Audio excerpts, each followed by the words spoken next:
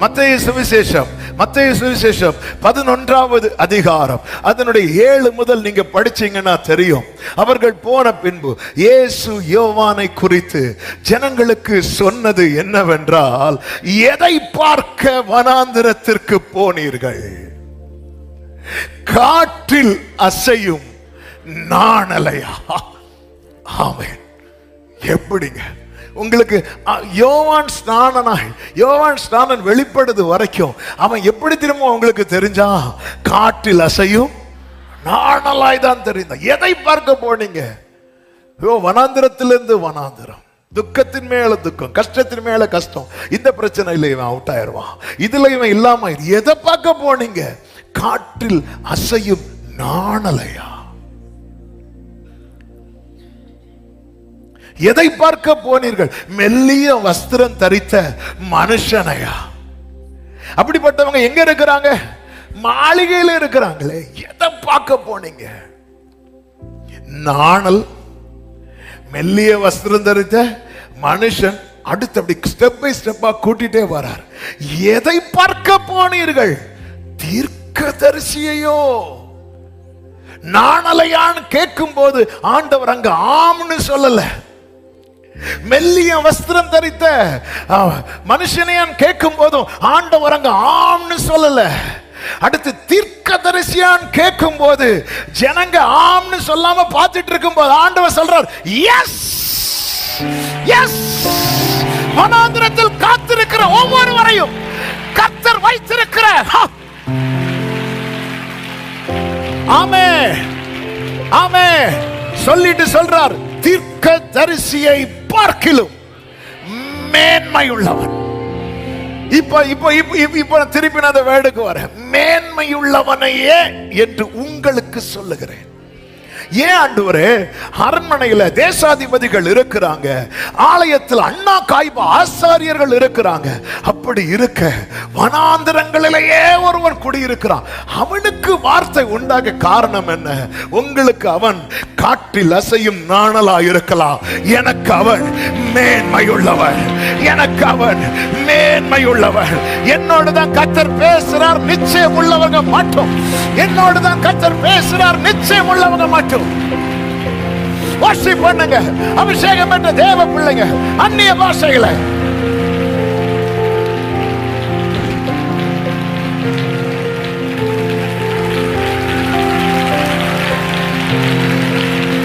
ஹalleluya. உலகம் உங்களை காற்றில் அசையும் நாணலாய் பார்க்கிறது, பரலோகம் உங்களை மேன்மையாய் பார்க்கிறது. இத்தனை பேர் இருக்கிற இடத்துல உன்னை தேடி வார்த்தை வருகிறது என்றால் உலகம் உன்னை ஆமென் ஆமென் காற்றில் அசையும் நாணலாய் பார்க்கும் போது ஹalleluya. தூக்கி எறியப்பட்ட என்னை வேண்டும் என்று சொல்லி சேர்த்து கொண்ட ஹalleluya ஹalleluya. எதை பார்க்க போனீர்கள்? எதை பார்க்க? உங்களை இன்னைக்கு எல்லாரும் எப்படி பார்த்துட்டு இருக்கிறாங்க? காற்றில் அசைய நாணலா? இல்ல. ஆமென். காற்றில் அசைய நாணல் என்னைக்கும் இல்லாம இருக்கும். அவர் நியாயத்திற்கு ஜெயம் கிடைக்க பண்ணும் வரைக்கும் நெறிந்த நாணலையா?